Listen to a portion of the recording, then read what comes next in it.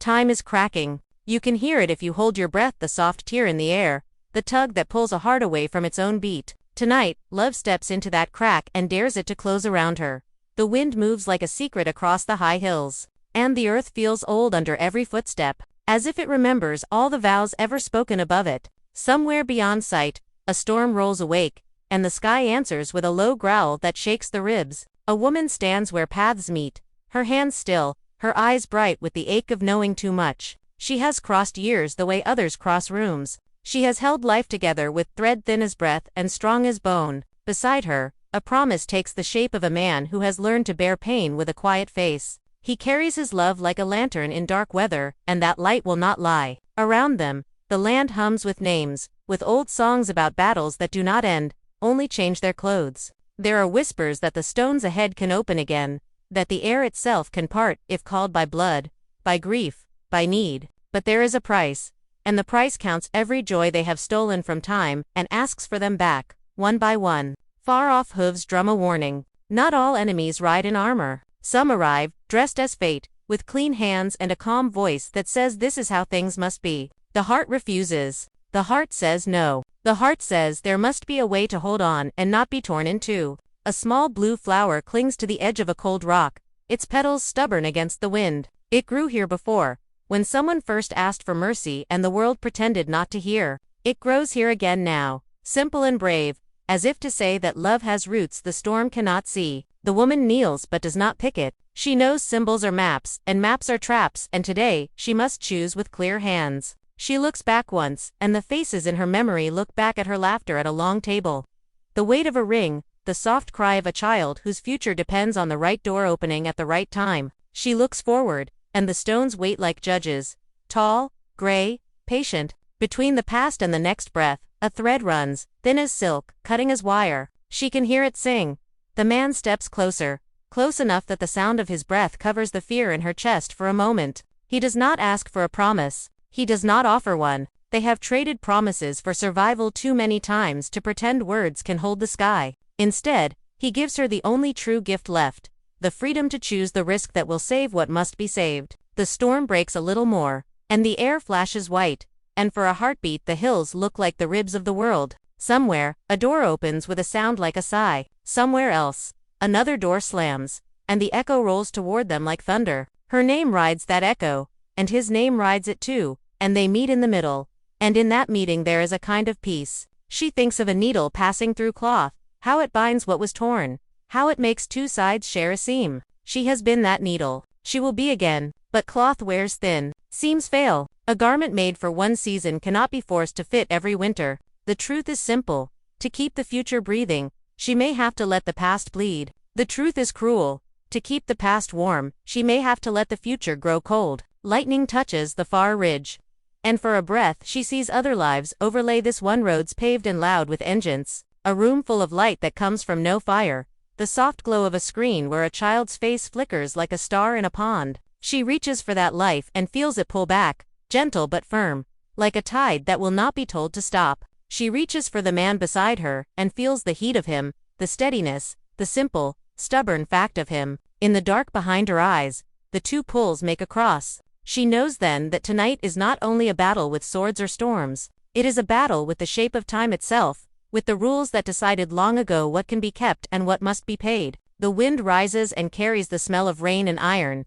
The first drop falls on her cheek and tastes like the past. The second falls on her lips and tastes like the future. She closes her eyes. When she opens them, the choice will begin. The morning came with no warning, only a pale light that stretched thin across the land, touching the dew like a trembling hand. The world was to still, as if it had paused to listen for a sound that hadn't yet arrived. Claire stood near the river, the mist curling around her boots, her reflection broken by ripples. She wasn't sure anymore if this was her time or someone else's dream. Every heartbeat felt borrowed, every breath a bargain. The quiet wasn't peace, it was the space before something shatters. She could feel it, the way you feel thunder long before you hear it. Somewhere, out there, history was moving again, and it was coming for them. Behind her, the camp still slept. Jamie's silhouette moved between shadows, steady as the earth itself. He had never belonged to stillness, he was made of motion, of purpose. His eyes held the horizon like a promise he meant to keep, even if it killed him. But this morning, there was something different in him, a weight that didn't come from war or loss. It came from knowing that the story they had been living was reaching its edge. Every love song needs silence at the end, and every battle, a moment when the sword must finally rest. Claire knew this, yet knowing didn't make it easier. The air smelled of iron and wet moss. Far off, a raven called a sharp, lonely sound that seemed to split the air in two. It reminded Claire of the strange duality she carried, healer and destroyer, past and future, love and duty. Her hands had saved lives and ended them. Her heart had crossed centuries but still couldn't outrun fate. The stones had given her a gift, once the chance to live twice, but gifts like that always come wrapped in consequence. Now, the ripples were back. She could feel them at the edge of her thoughts, little shocks that made the world flicker. The sky would change for a moment, blue one blink, gray the next. The wind would twist the wrong way. Time was unraveling again. Jamie walked to her side without a word. He didn't need to ask what she saw. He had learned to read her silences. She looked at him, and for a heartbeat, everything stopped, the ripples, the wind, even the ache of what was coming. He was her anchor, her constant. In a life made of lost places and borrowed time, he was the one truth that stayed. She touched his cheek, and he caught her hand as if afraid the wind might take her away. The world could bend, twist, even end, but this touch, this shared breath, would not fade. Then came the sign. A low hum trembled through the ground, rising from the stones on the hill behind them. It wasn't a sound, it was a pulse. The same one she had felt years ago, the night everything began. Claire turned slowly. The stones stood like sentinels, tall, gray, and alive. Light shimmered between them, soft at first, then fierce, like the breath of something waking up. Time was opening its door again. But this time, it wasn't calling her alone. She felt it tug at Jamie too. A pull that didn't care about centuries or destiny. She whispered his name, but it came out as a prayer. He nodded, as if he already knew what she was about to say. They had been running from the future long enough. The question was no longer whether she could get, was whether he could come. The hum grew louder, turning into a deep vibration that filled the air. Birds took flight, the river swelled, and even the clouds seemed to circle the hill. It felt like the world was holding its breath. Claire wanted to run to the stones and end the waiting, but her feet wouldn't move. Her heart was too heavy with all that had been. Jamie took her hand again and pressed it to his chest. His heartbeat was steady, strong, real. "Whatever happens, Sassenach," he said softly, "we go where love takes us, even if time disagrees." The words cut through the roar of the wind, anchoring her in the storm. She wanted to believe that love could outwit the universe, that it could rewrite its own ending. But she had seen too much to trust in fate. Love wasn't magic, it was work, sacrifice, the courage to keep choosing each other even when the world said no. And that was exactly what they were about to do. The light around the stones flared, blinding and wild. The hum became a roar. For a second, she thought she saw faces in the glow echoes of all the versions of them that had ever lived and loved and lost. Every choice, every chance, every life that could have been. It was beautiful and cruel all at once. Claire felt tears on her cheeks and didn't know if they were for the past or the future. Jamie stepped forward, pulling her gently. The air grew thick, electric. The world began to spin, and somewhere deep inside her, time whispered her name, not as a warning, but as a welcome. The final battle wasn't waiting in the distance. It had already begun, right here, between two hearts standing in the crack of forever. The sky bled gold over the highlands as the first cannon cracked through the mist. Smoke rose like torn memories, curling over the hills that had seen too much death to flinch anymore. The air was thick with the scent of iron, gunpowder, and rain that hadn't yet fallen. The storm and the war had arrived together, one born of clouds, the other of choices too long postponed. Between them stood Jamie Fraser, face marked by mud and time, eyes clear as winter water. He wasn't a man of prophecy, yet his every breath felt like the hinge of something larger, the meeting point of centuries. The ground under his boots trembled, not just from the cannons, but from the pulse of time itself, beating faster, louder. Claire could feel it too. From where she stood behind the lines, tending the wounded, time stuttered like a candle in wind. One blink, and the field before her shimmered, men flickering between tartan and khaki, swords turning to rifles, smoke curling into the shapes of machines that hadn't been invented yet. The edges of the world blurred, softening and hardening at once. She pressed her hands against her temples, but the visions came anyways, snatches of voices calling her name in accents that hadn't been born, flashes of her daughter's face, framed by light too white for this age. The fracture in time was widening, and she could feel its pull like a tide. Jamie rode toward her through the chaos, his horse slick with sweat, his coat torn but his purpose unbroken. Every beat of hooves was a heartbeat of the past refusing to die. Around him, soldiers shouted orders that melted into echoes, names from old wars mixing with ones not yet written. "Hold the line." Someone screamed. "Hold the time." Claire whispered back, though no one could hear her. She dropped to her knees beside a fallen boy too young to be part of any war and pressed her hand to his wound. Blood spilled warm against her skin, and for a moment, the air shimmered again. The boy's face changed, his eyes older, his uniform newer. For one heartbeat, she saw a man in fatigues instead of tartan, lying in a different field, dying the same way.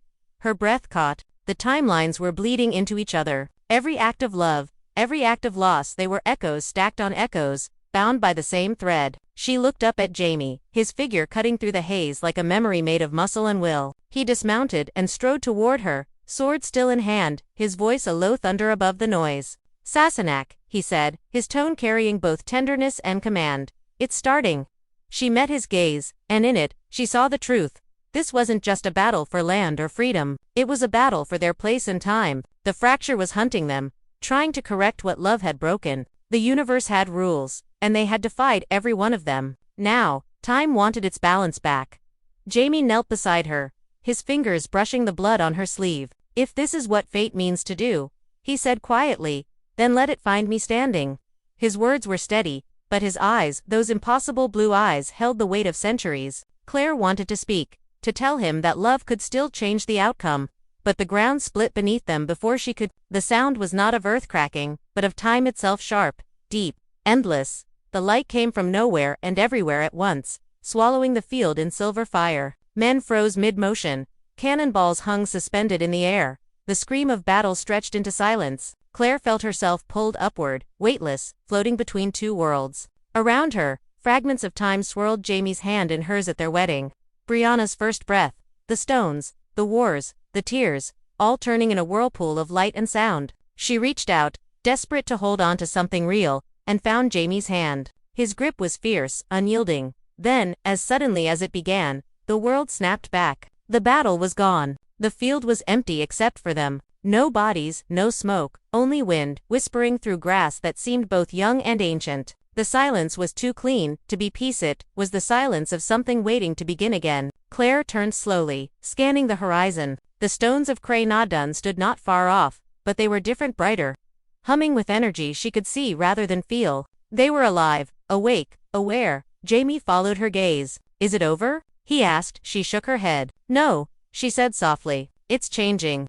And it was. The world shimmered faintly, like fabric stretched too thin. They had crossed some invisible border, a point of no return. Somewhere behind them, history still marched, unaware that its threads had been tangled. Ahead, time itself waited, patient, merciless, curious. Claire took a step forward, her shadow falling across both past and future.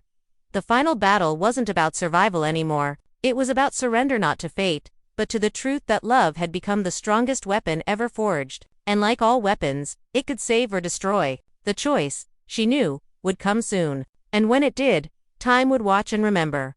The night came dressed in silence. The kind that presses against the skin and makes even the stars seem to hold their breath. The fire had burned down to a low glow, its light flickering against the stones like the heartbeat of something ancient. Claire sat close to the embers, her hands wrapped around a cup of cold tea she hadn't tasted. The world around her had shifted again, small details bending out of place. The moon hung too low. The wind carried voices that didn't belong to this century. Every few moments, she thought she heard her own name spoken twice, once by a voice from her time, and once by one that sounded like an echo through glass. The fracture was widening. Time was no longer breaking in silence. It was calling her home, even as her heart begged her to stay. Jamie stood a few steps away, looking out toward the dark hills. His shadow stretched long, his shoulders heavy with the knowledge that dawn would demand something from him, something final. He was not afraid of death. He had met it too many times to tremble before it. But the thought of living without her, that was a terror he could not name. His fingers traced the edge of his sword, not for comfort, but for memory. That blade had written his history, carved his name into a world that had tried to erase him more than once. Yet tonight, steel felt small. There was no weapon sharp enough to fight the slow unraveling of destiny. Claire watched him in the firelight, her chest tight with the ache of knowing what he did not, that the stones were alive again, and that they were hungry. Every choice she had made had rippled outward, bending time's laws until even the past began to question itself. The stones had woken to set things right, and they would take someone to mend the balance. The pull had already started. She could feel it tugging behind her ribs, a strange gravity, patient but unrelenting. It didn't ask permission.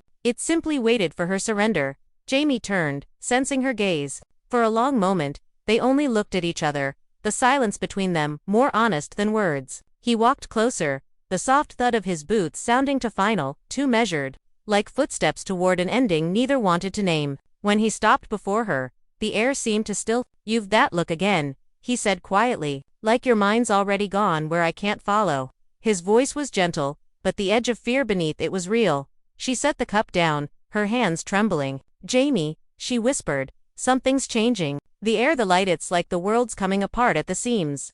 He smiled faintly. The kind of smile that belongs to men who refuse to let despair see them flinch. "The world's always comin' apart, Seth. It's the putting it back together that makes life worth livin'." But she shook her head. "This is different. It's not war or men or fate. It's time itself." She swallowed hard, feeling her throat tighten. "It wants to take me back." Jamie's hand found hers, warm and calloused and steady. "Then I'll go with the push." She almost laughed soft, broken. "You can't. You don't belong there." He looked down at her fingers, tracing the lines across her knuckles like he could read the story of their love written into her skin. "Belongin' never stopped me before," he said, and his voice was calm. But his eyes gave him away. He knew, somewhere deep inside, he already knew that this was their last night in the same time. The wind rose, lifting sparks from the fire and sending them spinning into the dark. They drifted between them, little stars caught in a storm. The hum began then low, steady, like a heartbeat beneath the earth. The stones were singing again, their call threading through the night, soft and cruel and beautiful. Claire's chest ached with the sound. Every note was a memory, the first time she touched the stones. The shock of waking in another century, the faces she had lost along the way. It was all there, wrapped in that melody of inevitability. Jamie heard it too. He lifted his head, eyes narrowing toward the hills. "It's the stones, isn't it?" She nodded, tears slipping down her face. "They're calling me?" He stepped closer, his hands framing her face. "Then let them call. I'll know. Let them take the—" She wanted to believe that. She wanted to believe love was stronger than time itself. But love had already stolen years, rewritten history, defied every law the universe held sacred. And now, the bill was due. She leaned into his touch, memorizing the warmth, the roughness of his skin, the way his thumb traced the edge of her jaw. She closed her eyes and saw flashes, moments stitched from years apart and together. Laughter in the rain, blood on their hands, their child's first cry, every joy and every loss, all bound by this impossible, unending thread. When she opened her eyes again, the night had changed. The hills glowed faintly, the stones burning with pale fire. The wind howled like a warning. Jamie's grip tightened. "If they mean to take they'll have to take me too." "Jamie," she whispered, her voice breaking, "you can't follow where I'm going. Not this time." He leaned in, pressing his forehead to hers. "Then I'll wait. In whatever world's left for me, I'll wait."